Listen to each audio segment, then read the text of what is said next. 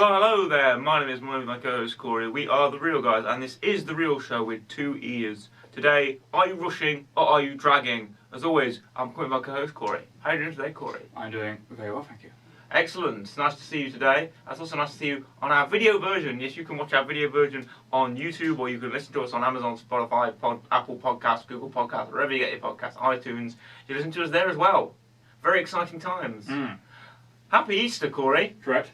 Happy Easter. It's right around that time. The bunnies are out to play. Yep. Easter rabbit. Yep. You can play Hunt the Onion in the garden. It's the fun times are here. Correct. But you know what's not fun, Corey? Not fun is being pressured by your drum teacher because you can't play that one song. You're trying to tip-tap on the drums. It's not working for you.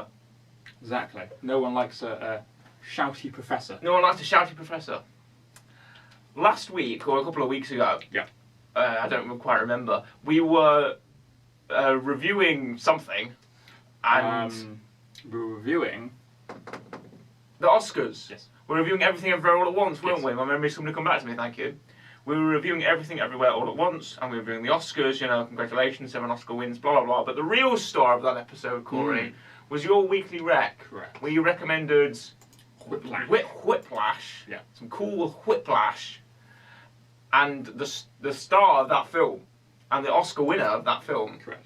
was supporting actor for Mr. J.K. Simmons. Yep, indeed. Of course, it's very exciting, and we're happy to review that film today. Yep. We've both seen it. Why not? Yeah. Corey didn't give it a 10.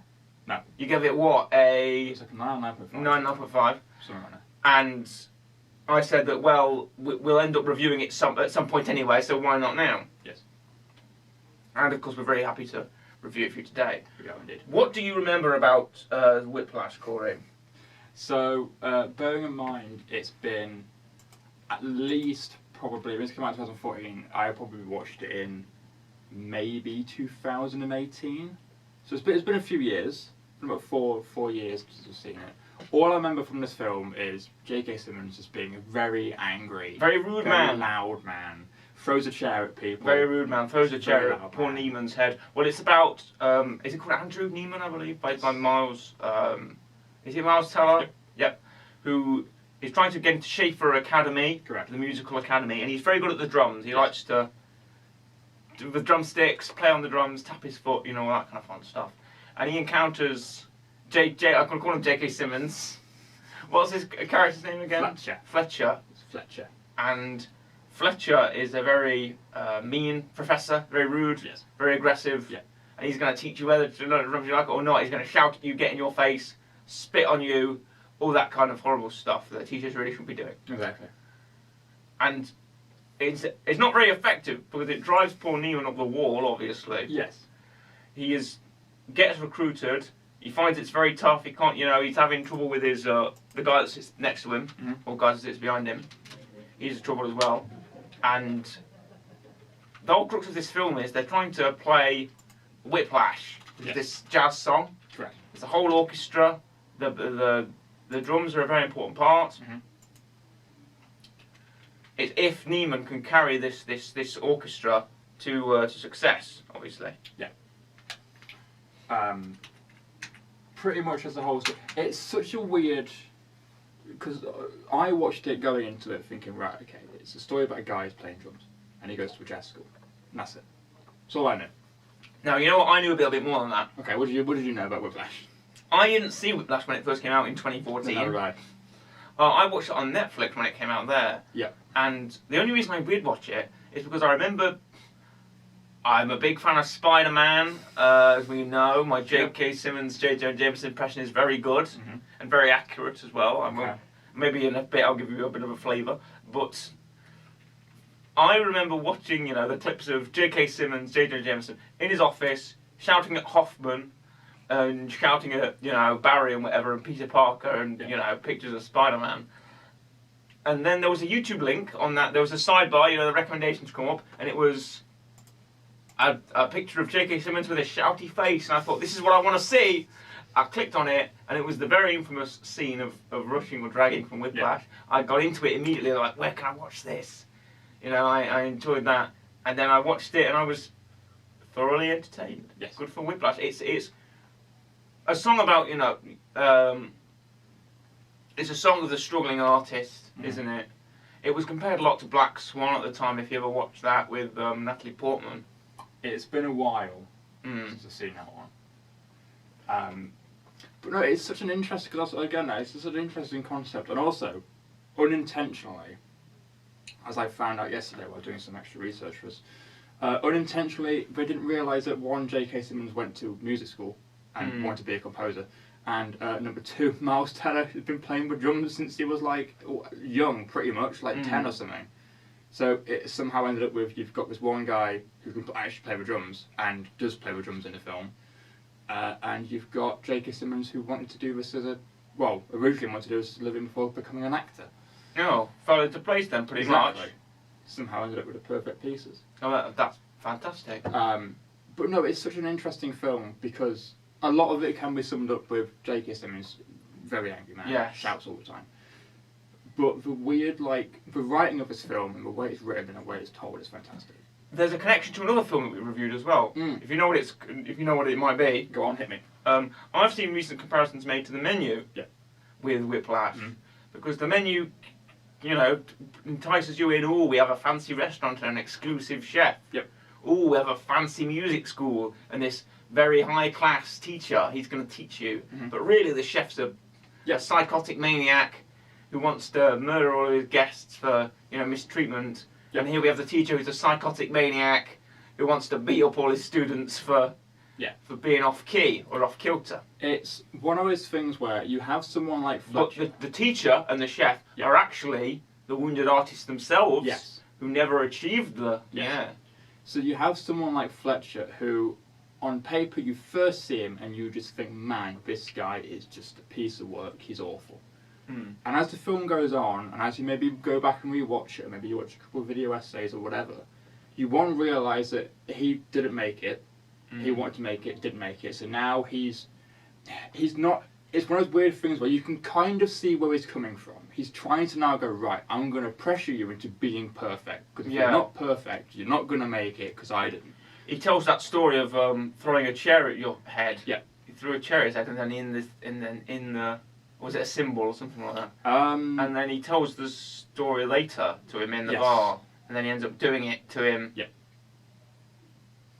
It's one of those things where you're like, okay, at some point it starts to make sense of, he didn't make it, so he's doing it with somewhat good intentions of, I'm going to make this hell until you get it right, so that you will always get it correct. Because you see it in different scenes where, like, there's a scene where he's fired, he plays the piano, and he's just kind of sat playing the piano, and he's doing whatever. And so he's a flawed character, but when it makes sense, he's not just angry, he's not just mad for the sake of being. He has his own reasons where you can kind of go, okay, we understand why you're doing it in like a weird way. You kind of feel a little bit sorry for him, but you're also kind of like, yeah, but you're also going a bit too far. But at some points, it makes perfect sense. Because there's certain parts in this film where they have a folder which every single person has. They've got their own folder which has all the sheet music on, so they can have someone next to them who turns it so they know what to play next and whatever. And he does a whole speech of, right, this is a folder, no one lose it. And there's a scene later on where eventually Andrew doesn't lose it. Andrew loses someone else's folder. He's given the folder, and the folder has the music in it, and then he says to bring the folder, but the folder goes missing. Correct. And he's like, I always forget that guy's line is the understudy who gets really mad at him. He's like, find the folder! Yeah. Where's the folder? Yeah. He loses someone else's folder, and then Fletcher turns around and goes, but it's yours, it's not Andrew's folder, it's your folder, it's your responsibility, and he blames the guy for it. So there's certain parts where you're like, that's fair, because you're giving it to someone else. But who took the folder? Because they put it down and they go to the vending machine or whatnot. True. And it's not there.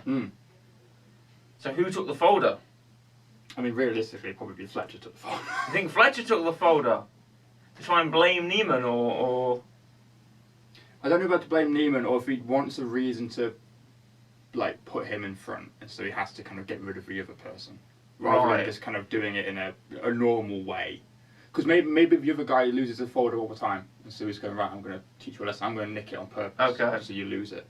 Because you also see that in this film, with certain parts, there's the guy who plays, I believe it's the trumpet, some kind of... Oh, yes. Instrument.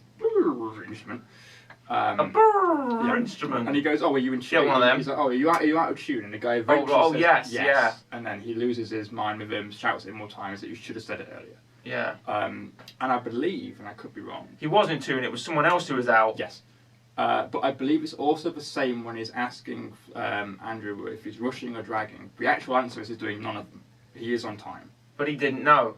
But he's asking him, which then makes Andrew panic. Yeah. What he wants Andrew to do is to turn around and say, I'm not, I'm on time. He's trying to make him have the confidence to go, no, I'm doing this correctly. Yeah. And you see things like that where he's on purpose making them almost trick themselves out of it and make them think we're doing it wrong when they're not. And there's stuff like that where you're like, it's gonna mentally not be great for him, but you can kind of see why he's doing it, and it's such a great. As much as Andrew's a good character, and as much as he's a great, and as much as Fletcher is a good antagonist. Yeah, it's such a good drama and weird back and forth. It's a personal, as I like to say, it's a personal drama, Corey. It is, and a personal drama isn't relying on horror or romance. Yeah. It's about the struggle of the individual. Yes. The struggle of the people. Fletcher is trying to get him to learn this thing. He's tough. He's rude at times. He's aggressive. Verbally manhandles. Very very tough, obviously. Yep. But it's also about the struggle of Nima as well to get to grips with that. Yes.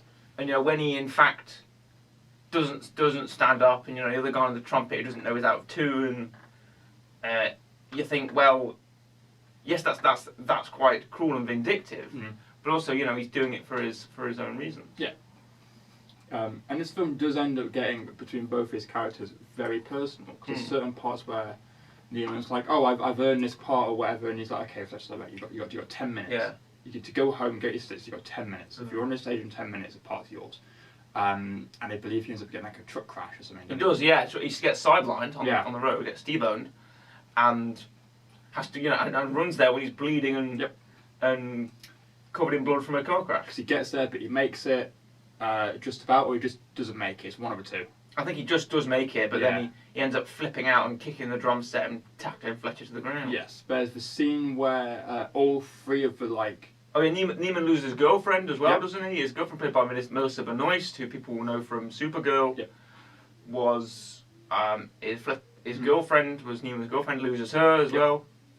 There's a scene where all three of the jazz drummers that are in rotation are trying to play Whiplash, and they're constantly, as soon as they start playing, being told to swap over. Yeah. And then Neiman starts playing, and his hands just start getting busted open, and he's still playing, and the drums get covered in apparently what was also actually real blood sometimes. Oh. But no, and it's one of those films as well where it tells the story of someone who wants something, but it takes a lot of effort to get it. Yeah, you got to bide it for your art sometimes. Yeah, exactly. You got to die for your art. But then obviously, like I say, he loses his girlfriend, which to some people happens because they have to focus so much time on something else that they haven't got time for other things. And it's like, okay, well, how do you deal with it? What's the, back and forth, that kind of thing. Mm-hmm. And it's such a weird, as much as it's a fiction film, if someone came up to me and went, yeah, I could weird teach you through a symbol at someone's head, I'd be like, you know what, I could see that happening. I could weirdly see it was happening. If it was I can't name any famous jazz drummers. If Jonathan Sugarfoot Moffat, there's one, it's Michael Jackson's drummer, was like, yeah, back when I was learning, I got stuff thrown at me all the time or whatever, I'd be like, you know what, I believe that. I weirdly believe that. Because it does seem real. And I think everyone has, at certain points, teachers that they don't like. Granted, probably haven't thrown stuff at your head. But who are tough, who are strict, who are stern. There's always at school, you have one teacher you love who's come in singing Carter Ray Jepsen. Yeah. And then you always want to, I don't want to do this class because he's just going to shout at me. I'm going to get it wrong. I'll tell you what, my IT teacher from, he wasn't that bad. My geography teacher from secondary school, sorry Mr. Skelton if you're out there, I'll name drop you. Sorry about that, sir. Complete taskmaster. Yeah. But there was one day where I earned his respect by knowing what Pangea was, and that was the only day where I earned his somewhat respect. Nice. Every other day he was completely awful. Yeah. And later I found out that he was a pub singer. Nice. He was in some kind of pub band or something like that, some old man pub band, like a barbershop quartet or something. Yeah. He was in one of them when I didn't find out that until I left. So, but yeah, he was my sort of the bane of my school lessons. It's always the creative ones, isn't it? Mm. Who was yours? Come on. It's never like it's never like your English or your maths. Who was your worst teacher? Yeah, go on. Worst. Not to you, but like in general, like everyone hates Mr. Johnson. So at school, which school? There wasn't really one that was like bad. We had an art teacher that was a bit similar, where it was like, you almost felt like you couldn't do something wrong. However, at college, so bit higher than that, we had like 3 teachers in college who were all teaching media. That's what I did. All of them were like that.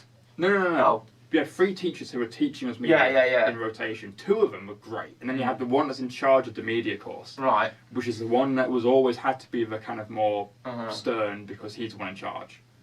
And again, it was a similar thing. Anytime we someone on top of a tripod once by accident, they got shouted at. Someone did whatever, they got shouted at. But then eventually, you do start to kind of, as soon as they notice that you're putting in work or you're putting in effort, they kind of go, okay. Yeah. Now you're actually doing things, and it's what I'm telling you is rubbing off. You get a bit of respect, and you go, I'm going to do this weird, push myself to this weird thing that I definitely can't do in that time frame. When you show your your effort, and you push the work out, they'll soften up on you. Because it was like, we did a project where it's like, okay, right, you guys make a music video. And I remember that I was like, right, okay, the band that I had, because you had to find your own band. Didn't want to be in it. And I was like, right, so I can either film some random B-roll for 3 minutes, or they were like, can I do a weird psychedelic thing? Like, right, I'm going to have to make this on After Effects. So I told him, I was like, we have like I forgot how long it was, like 2 weeks, 3 weeks to make a music video. And I remember having a conversation being like, I'm going to try and make this music video on After Effects. And it's like, you haven't got enough time. But I'm like, but this is the only option I have. And you kind of have that whole thing of, right, if you can do it. Now he knows you're trying to push that time frame, he's now going to go, right, I'm going to do what I can to now make sure you do get it. I've told you I don't have time. You're still going to try and do it, so now I'm going to try and We had the same thing. Our final year project in college was a short film. We had a half an hour, you've watched it, we had a half an hour kind of thriller crimes type short film, right? And the last couple of days, it was our biggest shoot, our biggest shoot down at like this kind of underground sort of reservoir train station type thing, old train station. And we wanted to go there for our last weekend for it to be in. We had a week, then it would have to be in, like our last weekend of shooting. And my teacher looked at me that I was telling her this plan, and she thought and she said to me, if this is wrong or you don't get it, it's your butt basically. It's your buttocks are on the line, so you've got to perform. And I was like, don't worry, I'll do it. I'll be able to do it. And thank goodness we did it. Goodness me. It was that look like this is you on the plate. If you don't do this. And it happens because everyone's like, I don't like him. But I'm like, we did a documentary in my 3rd year, but our 2nd year of level 3, and he wrote the email for us. He's like, right, I want you to get this guy to interview him. I'm going to write your email to make it sound as professional as possible, so that he will say yes. And he did. And for the final project, he was like, right, I tried to do something, it didn't pay off, and he was like, right, here's a whole list of like music videos to watch, but are kind of in a similar vein. Take stuff from all of this. And it's because throughout the years, you try and push it, you try and do things, and eventually you go, right, okay, now I'm going to give you the answers that you want because you've tried doing it yourself. You've never tackled him to the ground and kicked over a drum set? No. Oh. No, I have not. But you have played the drums? I have played I'm aware you're playing the drums. How tough is playing the drums, Corey? It's really hard. Yeah. Put it this way. I haven't played it for a while. I stopped playing when I was about 10, maybe. I played it for a good couple of years. And even now, going back to it, one, it's difficult because you've got 4 limbs practically doing different things. Yeah. You've got one arm doing one thing, one arm doing the other thing. Well, in my experience, never played the drums. Exactly. Never ever played the drums. Never want to. You've got one foot doing one thing. It's the point where we did music class in secondary school again, and we were doing Eye of a Tiger, which is very simple. Yeah. Um, Bum, bum, bum, Yeah. bum. You've got one arm doing bum, cymbals, bum, you know, bum, 1, 2, 3, 4. dun, dun, dun, dun. So it's 1, 2, 3, 4 Yeah. cymbals. One, It's 2, 2, 4 is the snare. So Yeah. it's 1, 2, 3, 4, 1, 2, 3, 4. Welcome to Drumming with Corey. Thank you. And then 1 and 3 is the your right foot. So it's right hand was 1, 2, 3, 4, and then it's right hand, right foot, right hand, right hand, right foot, right hand, left hand, and you had to keep doing that the whole time, and it caught everyone out because they couldn't keep it going because their like foot would hit when the other hand hit, it confused everyone. Right. It's like that's the basic of basic drum beats you can do. Jazz, whole nother level. Mm. Jazz drumming's nuts. It's so complicated in a completely different vein. So you're well aware of the struggles of, Yeah. of Andrew Neiman here with Correct. he's trying to jazz drum. Jazz is, you get rock and you get weird like time signatures in rock, but jazz is a completely different ballpark, Mm. and it's nuts what people can do. To the point where I can't remember his name, but like because a lot of it is also sheet music. A lot of drummers don't read sheet music. Mm. A lot of Why not? Because when it's a lot of drummers and also a lot of guitarists when they learn by sound. So Right. they don't read sheet music. They'll play a song and they'll just listen back and play it. So they just learn how you play it visually or by ear. Mm. They don't read sheet music. Whereas in this and in other kind of jazz stuff, you have to because it's in front of you and you're playing like 10 songs that you probably you just learned like a week ago or something. It's nuts. It's completely nuts. Also, if you're in a whole massive jazz thing, then everyone sounds the same. You're the one person who's off. Yeah, yeah. It's not going to sound good. And then J.K. Simmons is going to notice. Yeah. And he's going to come over to you and he's going to slap you. He's going to Yeah. go, "Are you rushing or are you dragging?" Exactly. It's going to call you fat until you get a Big Fat Mac. says, "Get a Big Mac." There's no Mars bar down there. Yeah. You know, that was my plan honestly for this episode. I forgot it when we got here. My plan was I'm going to try and buy some Mars bars so we can eat them together. Yeah. But it turned out that way though. However, our real rating for Whiplash. Have you been putting some thought into this? You've already given it a 9.5. Yeah, I gave it or a 9.5. Will you re-rate it? It's going to stay. Or would you like to give me right? I'll give it. So it's then up it's to me you. now. Yeah. Up to me now. Will I go higher? Will I go lower? But it's not going to get a 10 because we're reviewing it, so it can't. Yes. I'm going to give it an. I want to give it an 8 or an 8.5. I'm going to give it an 8 Okay. because I feel like an 8.5 will be too close to your rating. Yeah. So purely for that reason, I'll give it an 8. Okay. Even though I feel like the next film we're going to review for our episode after Easter may get more than that, but I'm not sure. Brings in the heat. It's one of those. I don't want to say a film is stressful to watch, Corey, but there's certain points where Neiman's really getting torn into by Fletcher, and you're like, oh, I wish this wasn't happening. Yeah. This poor guy's trying to tie his craft and trying to get good, get good. He can't get good because Fletcher is throwing cymbals at his head and slapping him and kicking him around. Exactly. And I don't want to be yelled at by J.K. Simmons. It's No, awful. right. I think there's a list of people who want to get yelled at. I don't want to get yelled at by J.K. Simmons. No, he'll be. He could be too. He'll be mean. He'll be bad. Yeah. Bad to the bone. Yeah, he would. No. Not a chance. No, not a chance against J.K. Simmons. Not a chance. Because he wants those pictures of Spider-Man, goddammit! Where's those pictures of Spider-Man? Cash money, Spider-Man! Get the portfolio off my page desk before I go into a diabetic coma! Great. He stole my suit! He's a thief, a criminal! He should be strung up by his web! See, I'm good. I'm great at it. So who is Spider-Man? He's a criminal, that's who he is. A vigilante, a public menace. What's he doing on my front page? Great.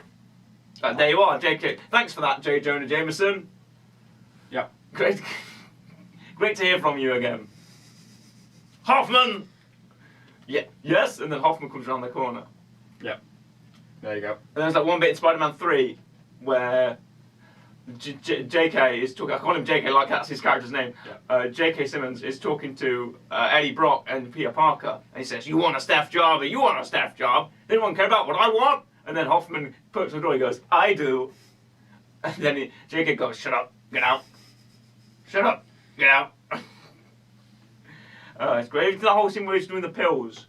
Yes. He's trying to unpop the pills, and he's like, his secretary's like, your wife told me to watch the anger, and every time she presses the intercom, it jiggles the desk and it knocks all his pills off. I miss the Spider-Man Raimi trilogy. Maybe we should do that one day.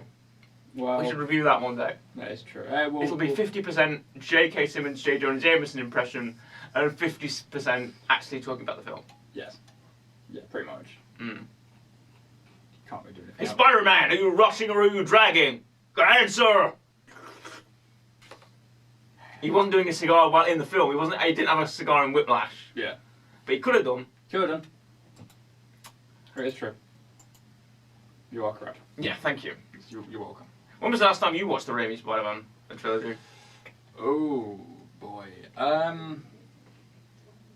I would. Oh god, that is a good question actually. Hmm. I used to have the first one on VHS. Right. So I used to watch that up until maybe when I was like 6 or 7. So you're looking at least like 13, 14 years. And perhaps we can indulge us in some Whiplash trivia, Corey. Okay. Do you have some Whiplash trivia I do for indeed. us? I've literally got it up right now. Okay. Okay, you ready for this? Yeah, blow me away. The film was shot in 19 days. What amazing. That's a quick turnaround. J.K. Simmons stated his character Fletcher, calling Andrew a self-righteous little was the only line he improvised, apparently. J.K. Simmons also won 47 awards for his role. Excellent, including an Oscar. It's also one of the lowest grossing movies ever to be nominated for the Academy Award. Oh, for Best Picture. congratulations. Because it's personal drama, isn't it? It's two people. Yep. Miles Teller had been drumming since he was 15 years old, took additional lessons 4 hours a day, 3 days a week to prepare for the movie. Okay. J.K. Simmons also had to retake piano lessons for this film as well. Because, like I said before, there's that one scene where he's sat in the blues bar or whatever it is. Blues bar playing piano, yeah. Piano tune. Here's some fun goofs for you while we're here as well. Okay. I'll hit you with a couple goofs. I thought you said fun goose there. I was like, was there going to be a goose in this film? No. No, fun goofs. Goof.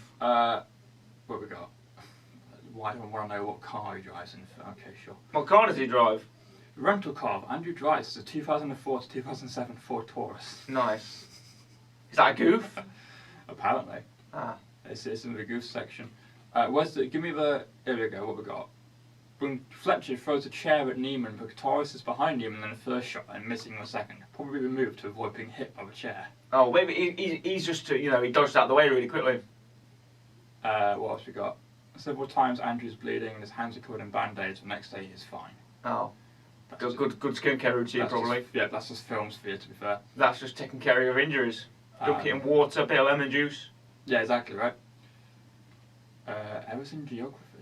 The band leader counts off by saying 5, 6, 7, 8, which is the way dancers count off. Jazz musicians 1, 2, 1, 2, 3, 4. Ah. See, F. There you go. Not exactly as accurate as... No. I just bumped my nose on my microphone. Not exactly as accurate as you think. Yep. But no, overall as a film, it is really good. It's a really, really good film. It's one of the rare films that actually revolve around music as well. And also music is like an art craft as well. Yeah. And the story of as I said, of the struggling artist and trying to find your way in what you're good at. Andrew Neiman is a good drummer, but Fletcher doesn't think he is. No. Because he says that what's the famous line? There's nothing more destructive in the world than telling someone good job. I've literally just found that quote. Yeah, right there now. you go. Read it off for us, Corey. There were no 2 words in the English language more harmful than good job. Yeah. Can I actually quote any of these that haven't? Are any of these radio friendly? Probably not. Onwards to the weekly rec, Corey. What have you got for us this week for our weekly rec? So, I was in my head, like always, trying to wrap it around. Yeah. Going, right, okay. Well, I can recommend something involving J.K. Simmons. Mm-hmm. Thinking, well, okay, well, I'm not going to recommend Spider-Man. I'm not going to recommend, like, was it Red Santa or whatever he's just been in with The Rock. Okay, yes. And I was thinking, okay, what about Miles Teller? I was like, no, I'm not recommending Fantastic Four. Fan 4 stick. No. And I was like, okay, So I think, okay, right, what about films that revolve around music? Mm-hmm. I was like, okay, well, I can't recommend School of Rock, already done it. And we've Mhm. already covered it. And then I was like, okay, well, wait a minute, I have an idea. I was talking to a friend recently that I wanted to recommend this film. Okay. And I believe, technically, I've recommended the first film before. Right. But I've not recommended the second one. Okay. What have you got for So I'm us? going to read it back. And I'm going to recommend Wayne's World 2. Wayne's World 2. The second Wayne's World Okay. film. Okay. I believe many moons ago, like early days before we started Spotify and that Right. stuff, Yes. I recommended Wayne's World, the Okay. first one. And so now I recommend Wayne's World 2. Right. And what do you think of Wayne's World 2? Can you give me a? Wayne's World 2 revolves around two people. Yeah, Wayne's- One from Wayne's World. Wayne's World. Yeah, Wayne and Garth, who are putting on a music festival Okay. called Waynestock. That's the whole plot of the film, is they're trying to put on a festival and Right. get all these people and to play on it and to get money. One of the people was Aerosmith and that kind of thing. And Mm-hmm. it's just a big 90s comedy. If you're aware of SNL, Yeah. it started on SNL and then it kind of became its own thing. Yeah. Yeah. It's just a very good comedy film, very funny. Kind of a bit, you can tell it's like a 90s thing, but not in a bad way. It's more of a charm than a... The charm of the 90s, Corey. Yeah, it's more... You know what? You can sense the charm of the 90s. You look back When a on film's it, from the 90s, you're like, I can sense the charm of the Yeah. 90s. you look back on it and you go, this is charming. You don't look back on it and go, these jokes have aged poorly. Mm. Or like, this is cheesy now, or whatever. It's very funny, it's very good. And also, the amount of times I've gone to people and I've gone, oh, do you know what Wayne's World is? Or I've quoted Wayne's World, or I've done something about Wayne's World, and no one has a clue what I'm on. Really? I thought you were about to say the opposite. I thought you were about to say everyone knows Wayne's Nope. World. Oh. No one. The amount of times that I've done something around Wayne's World, I've met like 2 people that know what it is. This is a controlled tangent, by the way. Yeah. You might be familiar with the internet artists and media entertainers, as they're called, known as Rhett and Link. Yep. Are you familiar with them? Yes. Good Mythical Morning. They're often Correct. compared to Wayne's World. They are. Because Link looks like Yes. Dana Carvey. Yeah. Rhett doesn't look like Wayne, but No. I guess if one of them does, you. Well, yeah, exactly. Well, that's all the comparison you need, Corey. As I've always said, if one of the duo looks like someone, then it doesn't really matter. It's quite Isn't that smart. right, Fred Siriax? And who did we say you were? Were you? We Gordon? didn't. It doesn't matter. It doesn't matter. Honestly, as long as you look like Fred, then it doesn't matter who I look like. Yeah, as I that's true. said. That's true. And what's your rating for So Wayne's World I 2? can't remember what I gave the first one, but I know I gave it high. But I prefer the second Wayne's World to the first one. Okay. So I'm going to make sure this rating is high, and hopefully it's higher than the first film that I gave Mhm. it. This is getting at least a 9. Wow. Might possibly stretch it to a 9.5. That's very high praise there. Because it's genuinely one of the greatest. Do you feel like we've said this might be a discussion for maybe after the episode, but we can do it now. Okay. Do you feel like we've perhaps saturated the real rating format? In what way? Because everything gets quite high ratings, Everything does. but generally that speaks to our reviewing tact than anything else. I think what it is because when we cover a film, obviously our weekly rec are mainly going to get high ratings. Because Yeah. Why Why would would we pick recommend something we didn't like? Exactly. Why would we Exactly. pick something we want the people to watch or listen to that we don't like? Unless you're like me and you pick Hoodwinked for the whole sake of Yeah. we're going to watch it because it's awful. Mm. Or I think. Or was there something like Ainsley Harriet Couscous, which is just completely ridiculous because the Exactly. menu was so good.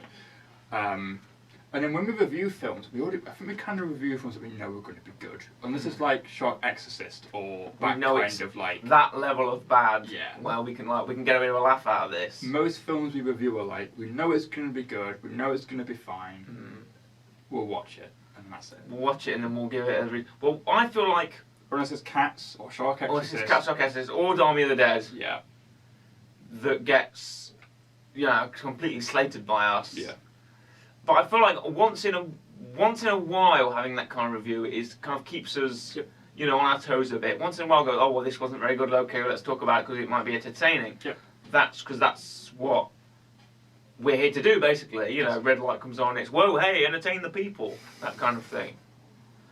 So we don't want to go, here's something we really dislike, because who wants to hear about 15 minutes of negativity if it's not funny? That's what are you here for? Exactly, and we're not funny enough to talk about 15 minutes of negativity. Exactly. We're not funny enough to make it entertaining. No.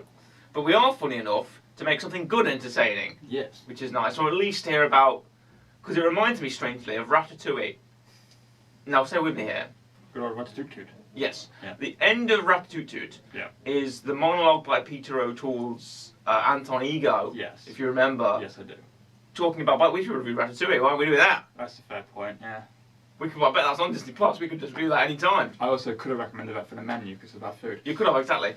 Missed opportunity there. Christmas Anton is Ego, Anton Ego, Yep. if he reminds me very much of Ainsley Harriott, gives a monologue talking about criticism. And one of his first points is that criticism, when criticism is of something bad, it's fun to write and to read. But normally, the average bad thing that we're criticising has more worth to the people that did it than our criticism, designating it of no worth, right? Even the dialogue of the critic and the dialogue of understanding that something that is bad and pointing and laughing at it is fun. It's fun. Yeah, it's fun to degrade something, but it's also thinking of, well, the person's taken the bother to do something, right? And then it reminds me of, I don't know, I might mention this again, but when I go around YouTube, I found a video of a guy who, you might have watched this, who does stone carving for headstones. Yep. And when he was doing it, he was talking about writing poetry, and he said that he is looked down upon for writing poetry done by inferior poets or people who don't write poetry very often. And he says, well, he reads these poems and he cringes because the wording is so awful. But this man who's written this poem has taken the bother to write a poem about his wife and wants to know his wife how much he loves her, right? And he looks past the writing and the wording and just thinks of the love, and that's what it's all about. Yes, sure, Shock Exorcist might be a horribly made film, and Zack Snyder and Dave Bautista shouldn't have put much time into One of the Dead, they would have. But at the end of the day, it's probably more, Army of the Dead probably made more money than I'll ever make in my lifetime, right? And Shock Exorcist has probably got more views on YouTube than we'll ever get. Exactly. So there's probably a good couple of days on set as well. So what are we doing? Yeah. Exactly. That's the grander point. Well, and not only that, but it links back to Whiplash, doesn't it? Because Whiplash is all about a creator whose work isn't seen as the best he could do. Yep. It's like the whole. I've had this discussion with many people about anyone who's either I'm gonna self-publish a book on Amazon because you can do it yourself pretty much. But then we're like, oh, but people won't. We'll look down at people because it's not traditionally published by HarperCollins or Penguin. or Puffin or other bird-related publishers are available. Yeah, other publishing houses exist, but I can't think of currently. Other publishing houses are available, of course. And it's like, yeah, but self-published books are still good. Self-published books are the majority of how people get their start in the game, Don't be ashamed of that, never. Or, if you're a musician but you're not signed to a record label. Yeah, exactly. Stuff like that is, there is definitely kind of a break. If you're a professional wrestler, you're not in you're on the independent on the independent circuit, exactly. There's loads of examples. Yeah. But no, it's stuff like that is common and around. But then, like you said, the people who write the self-published books have probably put a lot of work because they have to, because they do it all by themselves. So they'll do the cover themselves. They'll do they'll put a lot of thought into how it's written, or the font, or whatever, and the story. And the people who make their own music will do the same thing. And independent wrestlers will looking to get seen and want to do something big to but also have more of an interaction with a crowd. Yeah, exactly. Kind of thing. They can build up a following a bit easier, that kind of thing. And it's just stuff like that, where it's like, we're not, we're on radio. We're on the radio. We're on podcast. Yeah, on podcast. But we're not signed to a podcast label. No, we're not sponsored by anything, Not like we're looking for a sponsor, Come on, Ainsley, you can do it. But we're just doing it off our own backs. Off our own backs? Off our own backs. I spent £11 to get here today. £11. I spent £2. Oh, excellent. Every week goes down my drain for this, so it's not worth it. We have a bill, we have a budgeting here. Yeah. You know, but we have fun, we do things, we put it out there. Yeah. And that's all what it's all about at the end of the day, isn't it, Corey? Yeah, exactly. It's all about whether you can enjoy yourself. I don't want to get too philosophical, but it's all about the enjoyment of it. It's all about what you can do in life that keeps you going. Mm. And for me, it's this. To be honest, this is one of the greatest joys that I've ever done in my life. Being able to be with my best friend and talk about things we all enjoy and have a good laugh once a week, once every 2 weeks. Pretty much, yeah. Good old jolly. Goodness, I don't want to start crying or anything, but wow, it means a lot to me, Corey. Do it, you you'll know, get views. oh no, gone wrong, gone emotional. Give us the views. Give us the views. Gone emotional. Give us the listeners. Oh, Exactly. We'll take a thumbnail where my head's like blown up and there's a big red circle, like I'm about to cry. I'm like, oh, and then you're in the background, like, looking really shocked. Yeah. Can we do that? Sure. Why not? The real show, gone wrong, gone emotional. However, that was our review of Whiplash. Correct. I'm glad we actually talked a bit more about it, better than our Black Panther 2 review. Yeah. And again, an amazing rec for the Wayne's World 2. So go out, watch Wayne's World 2, watch Whiplash, also if I can recommend something else, there's a 50-minute video on YouTube, a compilation of all of, in HD, in 4K, of J. Jonah Jameson scenes from the Spider-Man Raimi trilogy, 1, 2 and 3. Go and watch that as well. Okay. Alright? Yeah. You can find that pretty easily. Sure.